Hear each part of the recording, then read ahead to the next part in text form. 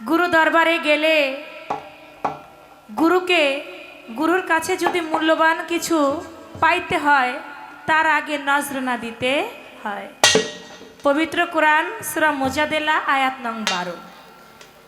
এর মধ্যে পাওয়া গেল, হে রাসূল, আপনার কাছে কেউ যদি মূল্যবান কোনো কথা বলতে আসে তার আগে সে যেন সদকা দিয়ে যেন কথা বলে।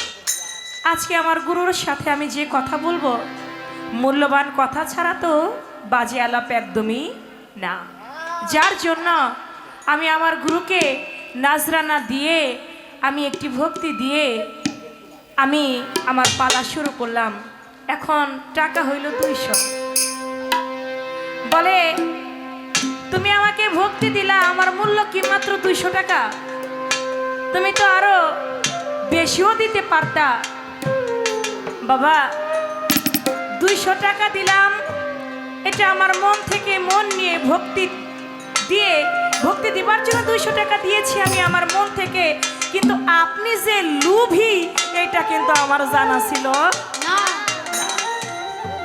কারণ আমার বাবাজি রশিদ সরকার তার একটা গানে বলেছে, লোভী গুরুর কামুক চালা হবে জাহান্নামে ঠিকানা। আমি ভক্ত, আমি 10 টাকাও নজরানা দিতে পারি, আমি 20 টাকাও নজরানা দিতে পারি, আমি 50 টাকাও দিতে পারি, আমি 1000 টাকাও দিতে পারি। আমার যেটা ভালো লাগবে আমি তাই দেব। প্রথমে 200 দিছি, এমনও তো হইতে পারতো একটু পরে আপনার আমি 1000 টাকা দিয়েও ভক্তি দিতে পারতাম। আমি তো আগে মন বুঝলাম, কারণ বর্তমানে নকলের ভিড়ে তো আসল খুঁজে পাওয়াটা অনেক মুশকিল। গুরু মিলে ঘরে ঘরে, ভক্ত মিলে কপালের ফেরে। লোভী গুরু তো বর্তমানে কোনো অভাব নাই। গুরুর বাড়ি গেলে বলা হয়, একটু ছোট বাজায়, তুই তো আমার দরবারে আসছিস, এই বছর কি দিছস? কয়, দয়াল এই বছর পালের একটা মুরগি দিছি। কয়, মুরগি দিছস, ভালো কথা, আগামীবার তোরে খেলাফত দিয়া দিমুনে। কয়, দয়াল এখন কি করা লাগবো? কয়, বড় দেখে একটা গরু দিস। বলে, ঠিক আছে দয়াল, আগামীবার বড় একটা গরু দিছে, গরুর বিনিময়ে খেলাফত দিয়া দিছে। খেলাফত পাইয়া ভক্ত মুরিদ করাইতে শুরু করলো। ওই ভক্তেরও কোনো কুল কিনার নাই, আর যাদেরকে মুরিদ করাইলো তাদেরও কোনো কুল কিনার নাই। কারণ আমাকে দিয়েছে গরুর বিনিময়ে। তাহলে কি আমি কোনো কিছু হাসিল করতে পেরেছি? আমি কোনো কিছু হাসিল করতে পারি নাই। যেটা না চাইতে পাওয়া যায় তার নামে তো দয়া। আমি চাইবো না, গুরু যদি কৃপা করে আমাকে দেয়, দয়া করে দেয়, তাহলে তো আমি একজন প্রকৃতপক্ষে ভক্ত হইতে পারবো, আল্লাহর ওলি হইতে পারবো। তাই সেখানে আমার গুরুজি তিনি যে কথাটা বললেন, আমি 200 টাকা দিয়া তাকে ভক্তি দিছি, আমি 200 দেই আর 500 দেই, আমার মন থেকে আমি ভক্তি আপনাকে দিয়েছি, এটা আপনি গ্রহণ করবেন, কিন্তু লোভ করা বাবা যাবে না। এই বছর তো মুরগি দিস, আগামীবারে একটা খাসি দিস। কয়, দয়াল কত বড়? কয়, বেশি বড় দরকার নাই, খাসির শিংটা যেন 8 আঙ্গুল হয়। এখন 8 আঙ্গুলের শিংওয়ালা একটা খাসি কত বড় হবে? আমার গুরুর ভাবটা হয়েছে তেমন, বেশি কিছু দরকার না, একটা খাসি দিও, খাসির শিং যেন 8 আঙ্গুল থাকে। বাবা, এমন গুরুই ভালো। তবে আমি যেভাবে আপনাকে মূল্যায়ন করেছি, গুরুকে কখনো টাকা দিয়ে মূল্যায়ন করা যাবে না। আমি যদি টাকা দিয়ে আমি আমার মুর্শিদের, আমার মনসুর শাকে ওজন করি, আমি যদি টাকা দিয়ে আমি আমার বৈরাবরীকে ওজন করি, তাহলে কি হবে? আমার দয়াল, আমার মুর্শিদ জান, সে টাকারও অনেক ঊর্ধ্বে, দুনিয়ার মোহ মায়ারও সে অনেক ঊর্ধ্বে। এটা তো জাগতিক জগতে একটা গুরু দরবারে কিছু না হইল একটা ইটার টুকরা নজরানা দিলেও দিতে হয়। আর আমি তো সেখানে 200 টাকা দিচ্ছি দয়াল। আপনি যদি বলেন আমি আমার জীবন যৌবন আপনার চরণে দিয়েছি, আমার বিষয় বাড়ি ঘর যা আছে সব আপনার দয়াল, আমার কিছুই নাই, আমার কিছুই নাই। আপনি যা চাবেন সব আপনার, আমার দয়াল কোনো কিছুই নাই। আমাকে বলে, তুমি যে বললে গুরু এবং শিষ্যর মধ্যে 19 আর 20 পার্থক্য, এটা তুমি মাপলা কিভাবে? দেখেন, যে একটা শিষ্য তার ভাব, সে গুরুকে কিভাবে ভক্তি দেয়, কিভাবে কি আদান প্রদান, কোনো কিছুই শিষ্যের মধ্যে থাকে না। শিষ্য হয় তর্কবাদী। আজকে আমি যে বিনয় দিয়ে গান গাইছি, আমার গুরু যা বলছে এটাই আমার জন্য সত্য। আর আমি যদি শিষ্য হইতাম, আমি বলতাম দয়াল আপনার এই প্রশ্নের জবাব হয় নাই, আপনি এইটা দিছেন, এটা দেন নাই, এটা হলো আমি শিষ্য। আর আমি ভক্ত এজন্যই আপনি যা বলছেন এটাই আমার জন্য আলহামদুলিল্লাহ। আপনি যা বলছেন সব সত্য, আমার গুরুর কথা কখনো মিথ্যা হইতে পারে না। সাধু খালিম বয়াতি বলেছেন, তোর গুরুর বাড়ি শিষ্যের বাড়ি, বিনা তারে তার লাগাবি, তোর গুরুর কালবে উঠলে ফায়েজ, তোর কালবে আলাপ পাবি। আমার গুরুর কালবে যখন ফায়াজ উঠে, আমি যদি সঠিক ভক্ত হই, আমার কালবে আমি আলাপ পাই, এর নামই হচ্ছে আমি ভক্ত। আপনার যে ফায়াজ উঠছে দয়াল, আমি যে টের পাইছি, আমি যে বুঝতে পারছি, এই জন্য আমি ভক্ত। আর আমি যদি বুঝতে না পারতাম তাহলে হয়ে যেত গুরু এবং শিষ্য। এর জন্যই আপনার আমার মাঝে 19 আর 20-এর পার্থক্য। কারণ আপনার ফায়াজ আমি বুঝতে পারি, এই জন্যই আমি ভক্ত। আর ফায়াজ যদি বুঝতে না পারতাম, আমি হইতাম শিষ্য। যা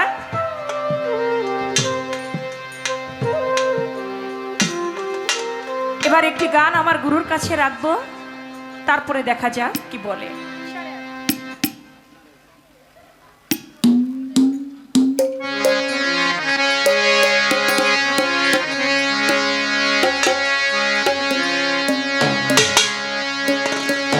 একটা কথা দিয়ে কখনো গুরু ভক্তের পালা হয় না, মুক্তভাবে গান করতে হবে। এই যে কত সুন্দর একটি আসর করেছেন, এটা যদি আমি তৈরি করে না দিতাম তাহলে কিন্তু হইতো না। এজন্য যে ভক্ত সে তৈরি করে দিবে, আর গুরু সেটা আস্বাদন করবে। সেখান থেকে আরেকটি গান আমার গুরুর কাছে, তিনি তার মন মতো করে আমাদেরকে বোঝাবেন।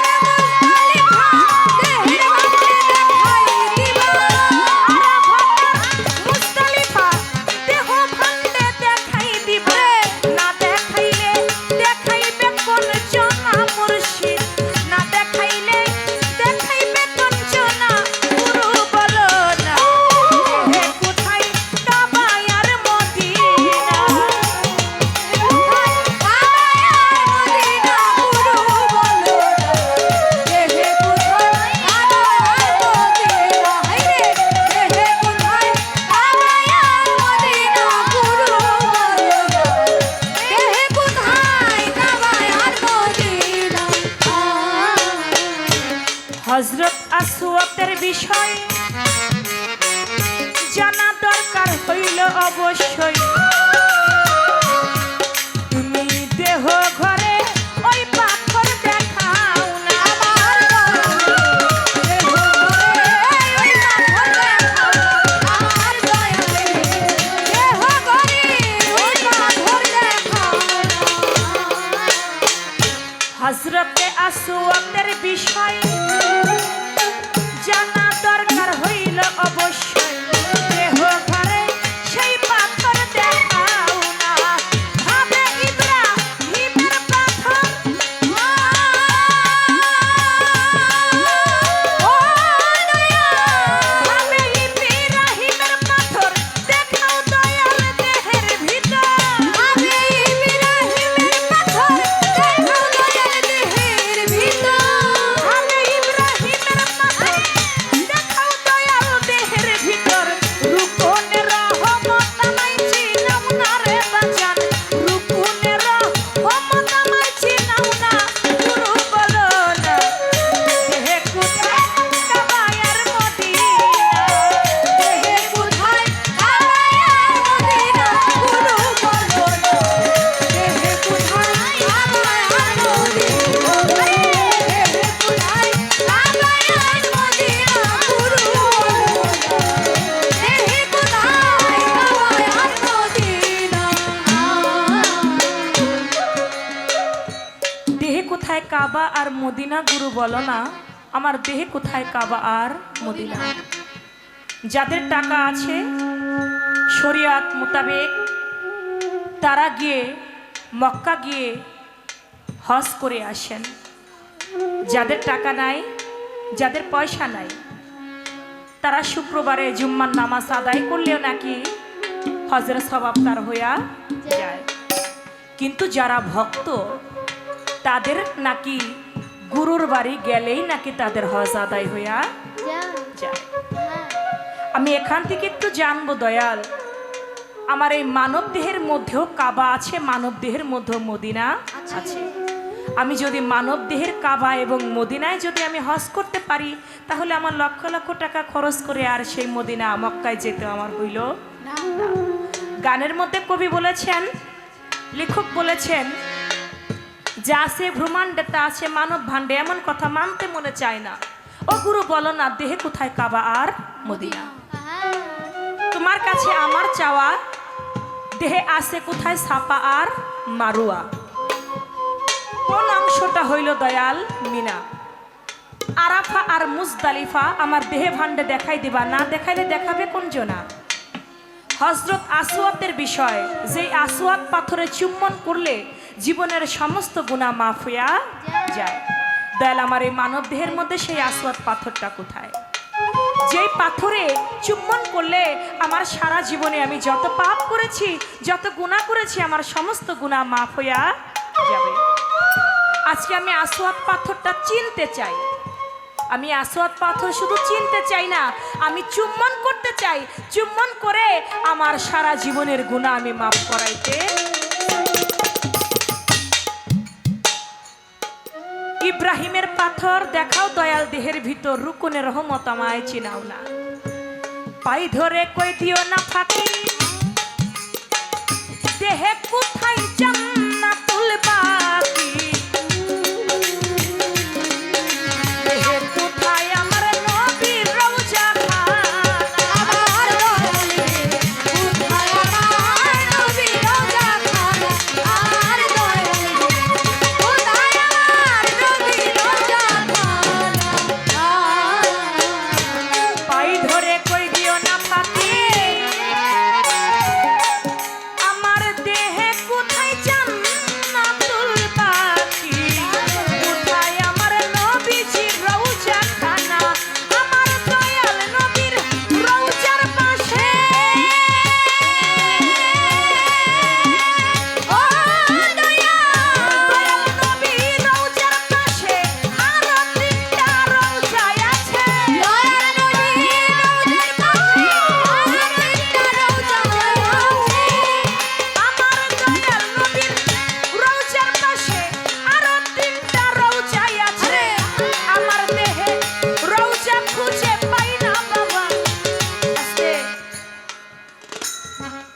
পাই ধরে কই দিও না ফাঁকি, আমার দেহে কোথায় জান্নাতুল বাকি, কোথায় আছে আমার নবীর রওজা খানা। আমার মানব দেহের মধ্যে আমার দয়াল নবীর রওজা আছে, কই আছে আমি তো দেখি না। আমার দয়াল নবীর রওজার পাশে আরো 3টা রওজা আছে। আমার দয়াল নবীর রওজার পাশে আরো 3টা রওজা আছে, আমার দেহে তো আমি একটাও খুঁজে পাই না। দয়াল, আমার এই মানব দেহে আমার দয়াল নবীর রওজাটা কোথায়? দয়াল নবীর পাশে যে আরো 3টা রওজা আছে, ওই 3টা রওজা কার? ওই 3টা রওজাই বা আমার মানব দেহে কোথায় আছে?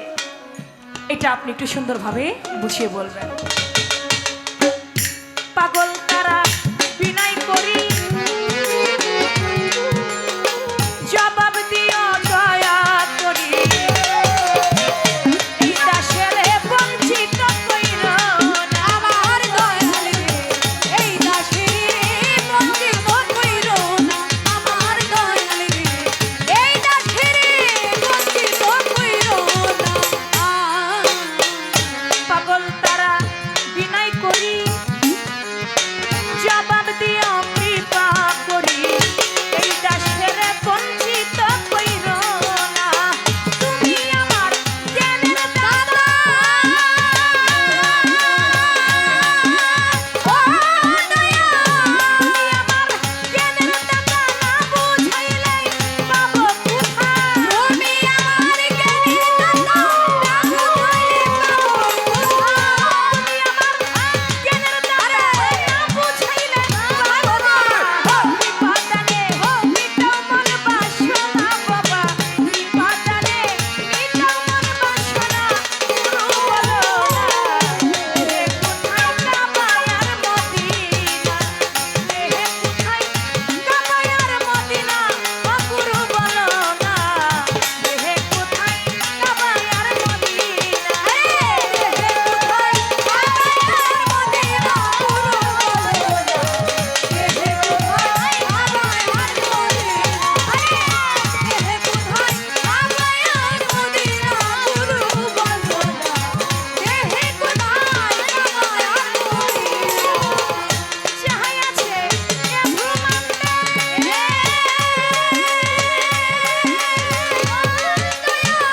যাহাই আছে এ ভ্রমণ্ডে, তারা কি মানব ভাণ্ডে। এমন কথা মনে মনে চাই না দয়াল, এমন কথা মনে মনে চাই না। গুরু বলো না, রে কোথায় কাবায়ার মদিনা, ওরে দেহে কোথায় কাবায়ার মদিনা। গুরু বলো না, দেহে কোথায় কাবা আর মদিনা।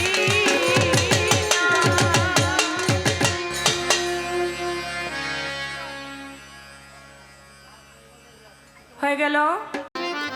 ভক্ত আমার নাম রেখেছে বাঞ্ছা কল্পতরু, আছে ভক্তের হাতে প্রেম ডুরি, ভক্ত আমাকে যেদিকে ঘুরায় সেদিকেই ঘুরি। হ্যাঁ, আমরা সাধারণ উপরেটা আর একটু ভাষায়, শেষ বেলা তো একটু দেখেন দেওয়া যায় কিনা, আর একটু দেন। দেখেন, আমরা পুরুষ লোক যারা সিগারেট খাই, দেখবেন সিগারেট যে জ্বালায়, সিগারেট নিজে পুড়ে যে খায় তাকে স্বাদ গ্রহণ করায়। ভক্ত ঠিক তদ্রূপ, নিজে পুড়ে গুরুকে স্বাদ গ্রহণ করাবে, তার নামই হলো ভক্ত। এশকের আগুনে, প্রেমের আগুনে যে নিজেকে নিজে জ্বালিয়ে পুড়িয়ে ছাই করে শুধু গুরুকে দিয়ে যাবে, তার নামই হলো ভক্ত। ওসমান গনি হইল হাদিসের ভাষায় তার এক নাম হইল মালের খনি। আমার দয়াল নবী রাসূল আকরাম সাল্লাল্লাহু আলাইহি ওয়াসাল্লাম ডেকে বলল, ওসমান, আপনার সম্পদ আদি অনেক, আপনি অনেক ধনী, আমার একটা কথা রাখবেন আজকে। ইয়া রাসূলুল্লাহ, বলেন, আপনি যা বলবেন আমি তাই শুনবো। আপনার যত সম্পদ আছে আপনি সব মানুষের মধ্যে, গরিব মিসকিনদের মধ্যে বিলীন করে দেন। সময় হইল আপনার 7 দিন পরে আমার সাথে দেখা করবেন। 7 দিন পরে ওসমান গনি নবীর কাছে গেছে, মসজিদে নববীর বারান্দায় বসা। আমার নবী বলে, ওসমান গনি 7 দিন আগে আপনাকে একটা কথা বলেছিলাম, আপনি কি দিয়েছেন? বলে ইয়া রাসূলুল্লাহ দিয়েছি। বলে সব দিতে বলেছিলাম, দিয়েছেন? বলে ইয়া রাসূলুল্লাহ একটা জিনিস রাখছি, ওইটা দিতে পারবো না। আরে আপনাকে বলছি সব দেওয়ার জন্য, আপনি কেন আবার একটু রাখলেন? বলে নবী ছোট, আমি যেটা রাখছি ওটা দেওয়া যাবে না। কি রাখছেন? বলে আমি হৃদয়ের ভিতরে মোহাম্মদের নামটা রাখছি, ওইটা আমি দিতে পারবো না। সুবহানাল্লাহ। ভক্ত কাকে বলে? নাম শুনে পাগল হয়েছে এই চর্ম চোখের জীবনে কোনোদিন দেখে নাই। পাগল ওয়াশ করেনি, জীবনে কোনোদিন দেখে নাই, নাম শুনেই সে পাগল হয়ে গেছে। ওই যে নজরুল, কবি নজরুল, সখী সে হরি কেমন নাম শুনে যা এত প্রেম জাগে, নাম শুনে যা এত প্রেম জাগে, চোখে আনে এত জল, সখী সে হরি কেমন পাল, নাম শুনে যা এত প্রেম জাগে, নাম শুনে যা এত প্রেম জাগে, চোখে আনে এত জল, সখী সে হরি কেমন পাল। আমি নাম শুনেছি, ওই নামের উপরেই পাগল, চোখে দেখি নাই। মাওলা আলী দেখে বলে ইয়া রাসূলুল্লাহ আমি একটু আপনাকে দেখতে চাই। আমার নবী বলে যে মাওলা আলীর সামনে বসা সেই আলী বলে আপনাকে দেখতে চাই। কেন তুমি কি রসুলকে দেখো না? ইয়া রাসূলুল্লাহ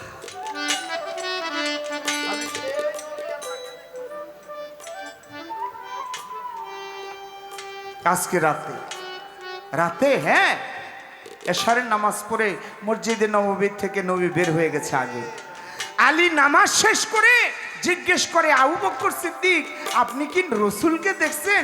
বলে মরুভূমির ভিতর দিয়ে যাচ্ছে অন্ধকারে, কোথায় যায় আমি জিজ্ঞেস করিনি, ধুধু হাঁটতেছে, কোথাও কোনো মানুষ নাই। দেখে লাঠিতে ভর করে এক বৃদ্ধ আসতেছে। ও বৃদ্ধ বাবা তুমি আমার নবীকে দেখছো? বলে তুমি কে? বলে আমি আলী।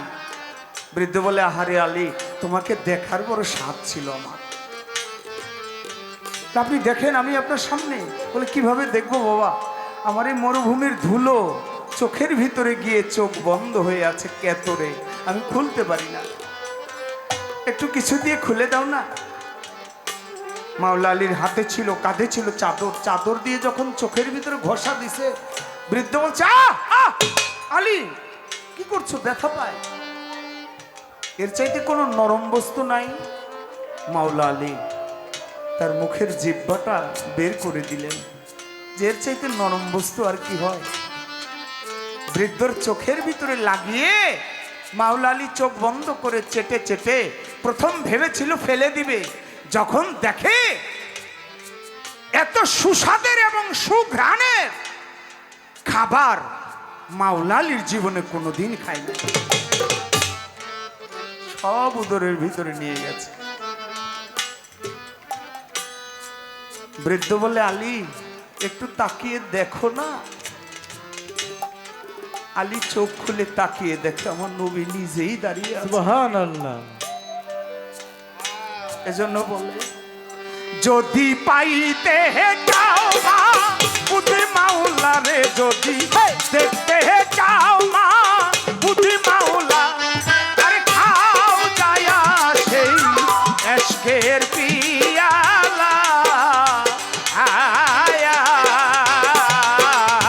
ও যদি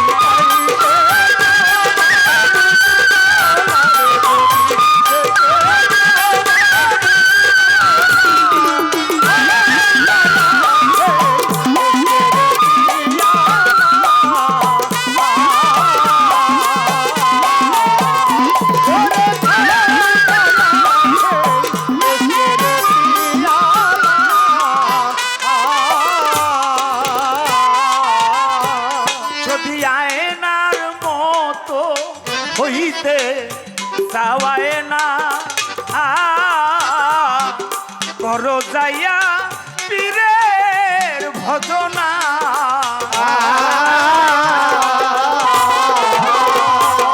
দেখিয়া খাদম খাওয়াবে তোমায় মরণের ঔষধ।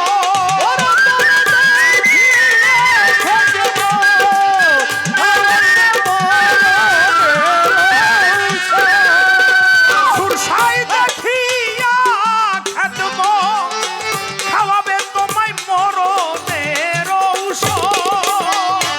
ঔষধ খাইছিল মন সুর পাগলা রে, ঔষধ খাইছিল সুর পাগলা রে, ঔষধ খাইছিল মন সুর পাগলা।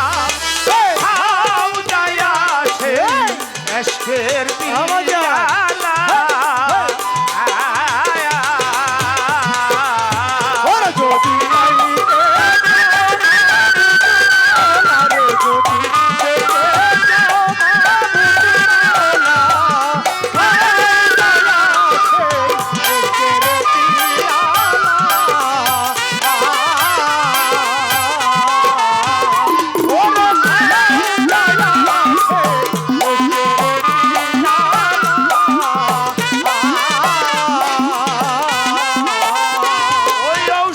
খাইলো রে যখন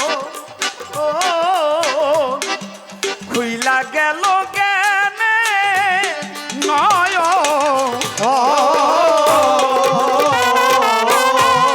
এবার হাল ছেড়ে বেহাল তেমন মন খাওয়া মাতা।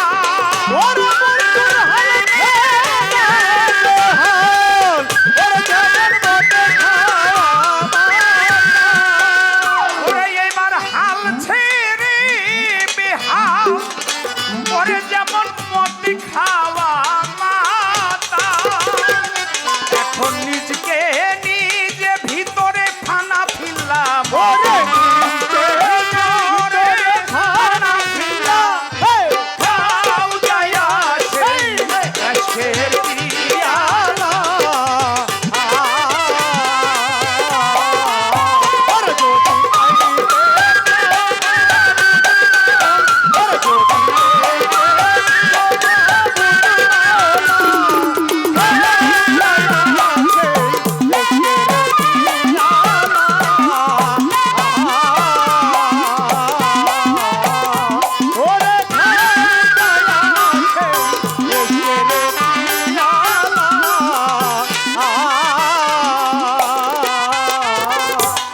সংক্ষেপে যদি শুধু ইশারা দিয়ে যাব,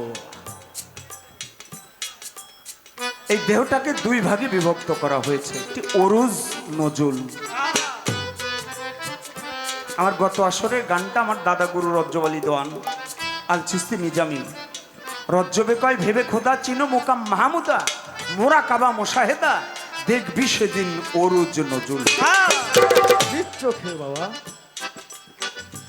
সমগ্র পৃথিবীটার মধ্যস্থল বিজ্ঞানীরা মেপেছে মক্কা শরীফ কাবা ঘর। এইটাও একটা পৃথিবী। দেখেন হাত টান করে, এই দুইটা হাত এভাবে টান করে এভাবে মাপ দেন, দেখবেন গোলাকার, একেবারে গোলাকার, চতুর্দিকেই সমান। এই পৃথিবীর মধ্যস্থল কোথায়? এই জন্য দাদা গুরু রজ্জব জন বলেছে হরিণী নাভি মূলে দীর্ঘ নাভি খবর রাখে না। অগা সুগন্ধে হয় মন মুগ্ধময়, হরিণী তা খুঁজে পায় না। হরিণীর নাভি মূলে দীর্ঘ নাভি খবর রাখে না। অজ্ঞানীর হয় তেমনি কাণ্ড, ও বাবা চিনে না এই দেহ ভাণ্ড। এ দেহ ক্ষুদ্র নয় বৃহৎ ব্রহ্মাণ্ড, যার হইয়াছে আপন চিনা খবর রাখে না। নাভিমূল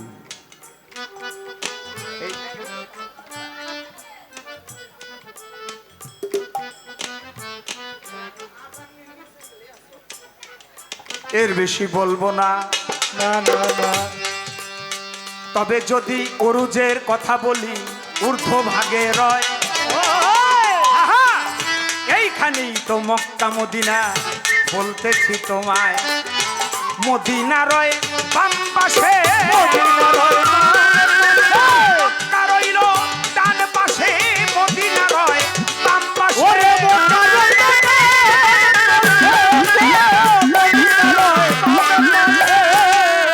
আর একটু ইশারা দিয়ে যাই।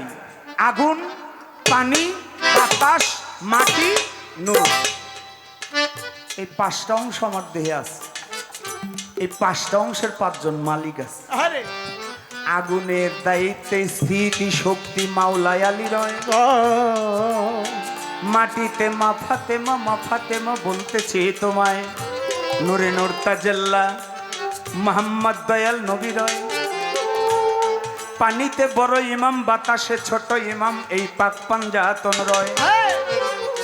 এই দেহের ভিতরে পাকটা পাঁচটা বস্তু আমার এই দেহের ভিতরেই আছে। এই দেহের ভিতরে পাঁচটা বস্তু। এখন আমার এই পাখিটা উড়ে যাবে, পাঁচটা জাত, পাঁচটা জাতে মিশে থাকবে কি? তবে ওই পাঁচটা জাত আবার কিছু কিছু মানুষ আছে তাদের মিশে না। আরে তারা কারা? তারাই খাজা বাবা, তারাই বড় পীর, তারাই মনসুর শাহ। সুবহানাল্লাহ। কায়দা আছে, এটা তুমি জানো। তাই তোমার এই দেহের ভিতরে মক্কা এবং মদিনা, দয়াল নবী আমার এই শ্বাস প্রশ্বাসের সাথে সব সময় আসা যাওয়া করে। হায়াতুল মুরসালিন সুবহানাল্লাহ সুবহানাল্লাহ। পাসান পাসের সাথে আসা যাওয়া করে। তোমারে জানাই জানাই আরো তিনটা রওজায় আছে তোমারে শুধাই। একটা হইল মা আয়েশা সিদ্দিকা, তোমারে দেই কইয়া। আর একটা হইল আবু বকর সিদ্দিক, তুমি লও বুঝিয়া। একটা হইল আবু বকর সিদ্দিক, একটা হলো মা আয়েশা সিদ্দিক। আবু বকর সিদ্দিক কই? সিদ্দিক হইল বিশ্বাসী। তোমার বিশ্বাসের ঘরই হইল আবু বকর সিদ্দিক। এই জন্য সাধক রজ্জব চান বলছে, আগে করো বিশ্বাস স্থাপন, আপনিই ভক্তি জাগবে তখন। দেখবে ভক্তির মূলে প্রেম সলিলে রূপের কিরণ তথায়।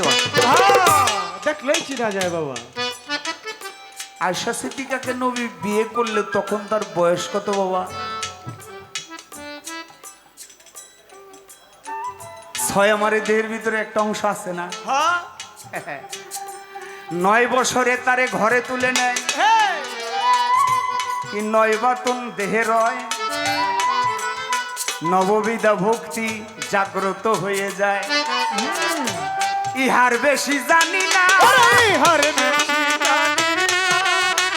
ইহার বেশি জানি না। জানলে কিন্তু কমু না, ইহার বেশি জানি না।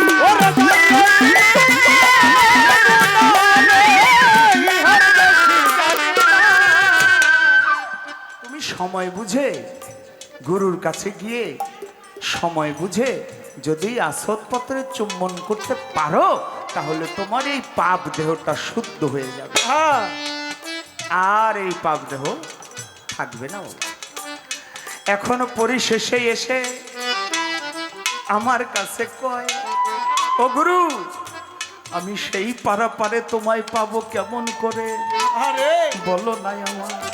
আহা, এই যে একটি ভাবের সঞ্চার হইল, সবাই তো চলে গেল। দেখেন বাবাজির সাথে যারা এক সময় চলছে, কত বন্ধু আরে বাবাজির সাথে চলছে, তার কবরের পাশ দিয়ে এখন আপনার যাইতে হয়। একবারও জিজ্ঞেস করে না, বন্ধু তুমি কি চা খেয়েছো? তোমার এই বেলাটা আস্তে আস্তে ডুবে যাচ্ছে। তাই সাধক তার গানে বলে, ও তোর ভাবতে ভাবতে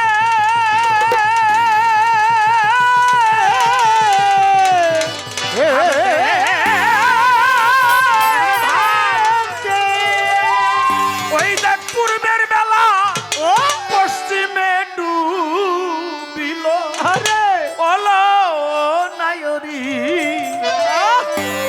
তাড়াতাড়ি আপন বাড়ি চলো ও মন তাড়াতাড়ি আপন বাড়ি চলো নায়র হতে তোমায় নিতে নাও পাঠায়ে দিল আরে ওই নাও কিনারায় ভিড়িল বলো নায়রি তাড়াতাড়ি মনসুর সরবারি চলো নায়র হইতে তোমায়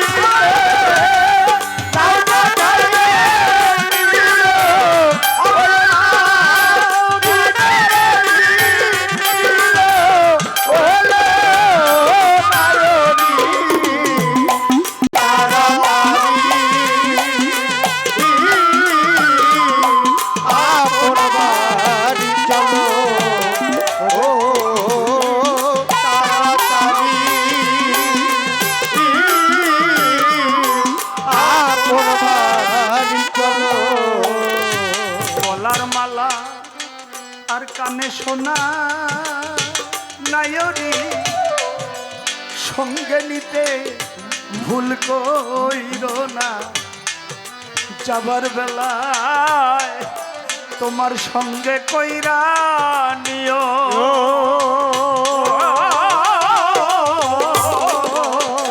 নায়রি গলার মালা গুরু নাম কানে শোনা সঙ্গে নিতে ভুল কইর না যাবার বেলায় সঙ্গে করে নিও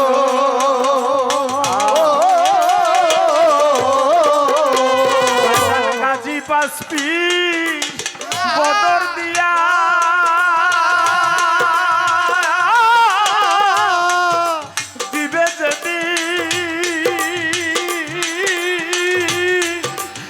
সারিয়া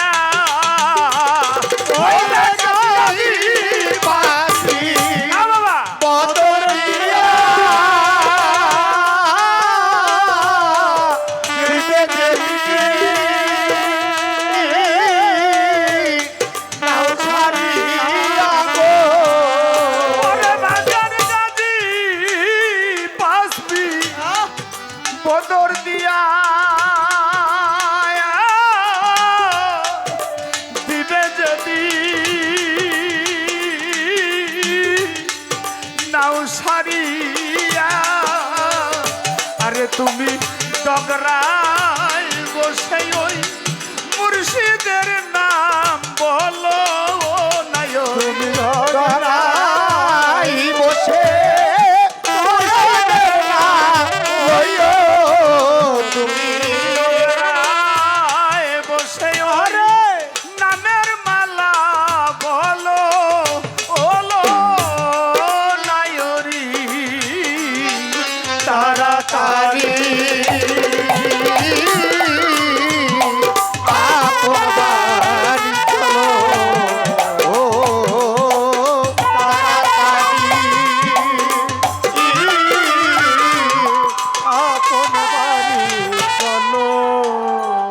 ভালোবাসা এ জগতে যদি করে থাকো কারো সাথে যাবার বেলায় ধরে তার সব মনের কথা কইও ভালোবাসা এ জগতে চন্দ্রা যদি করে থাকো কারো সাথে যাবার বেলায় তার মনের কথা বলো ও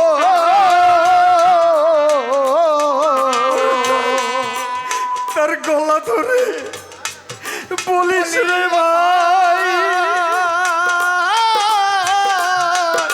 তোদের ছেড়ে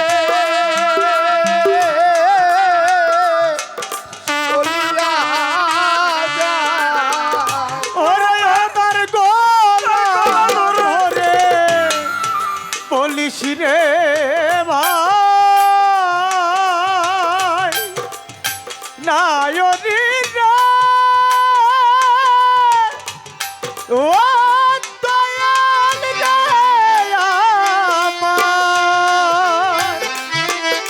আমার মনে সুরসারে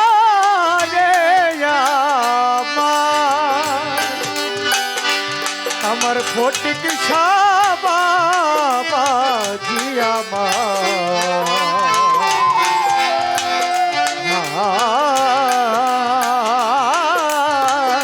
ও দয়া ও তার গলা ধরে বলিস রে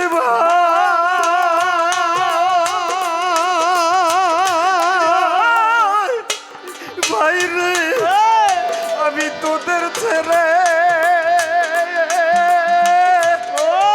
চলিয়া যাই ওরে তার গলায় ধরে বলিও ভাই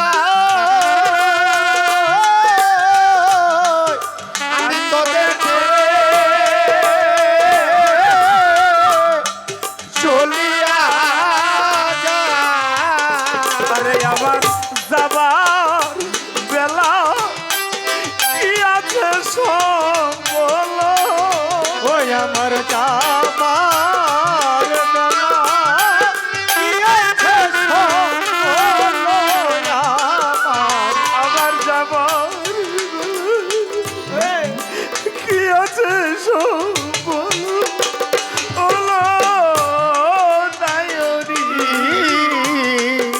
তাড়াতাড়ি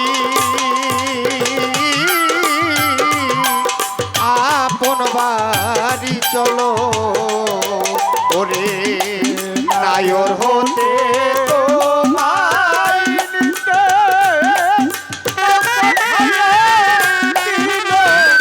ওই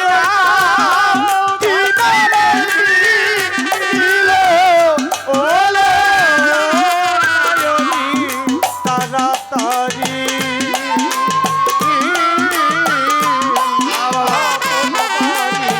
চলো ওরে তুমি তাড়াতাড়ি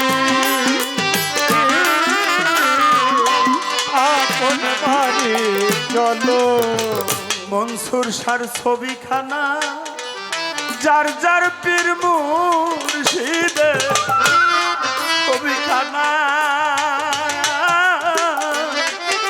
সঙ্গে নিতে ভুল কইর না যাবার বেলায় বাক্সে ভৈরা নিও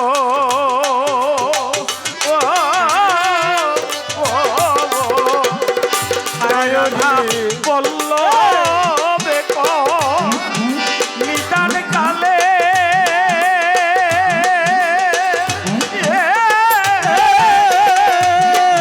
আমি কি ধন লইয়া যাব চলে ওরে রাধা বলল ওরে বাবা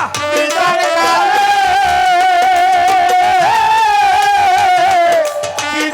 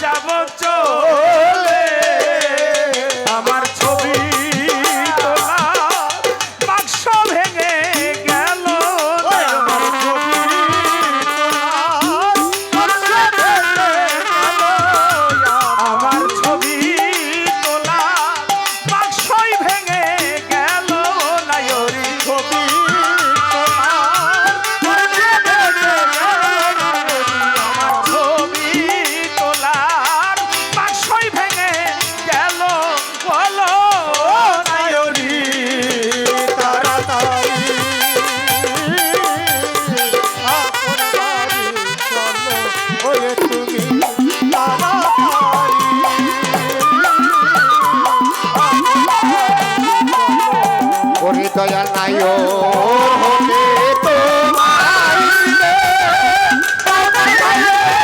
দিল ওই রাম ওলে রায়রি তাড়াতাড়ি আপন বাড়ি চলো ওরে তাড়াতাড়ি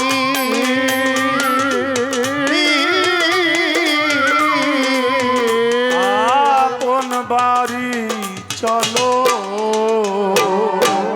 জয় গুরু জয় জয় গুরু জয় জয়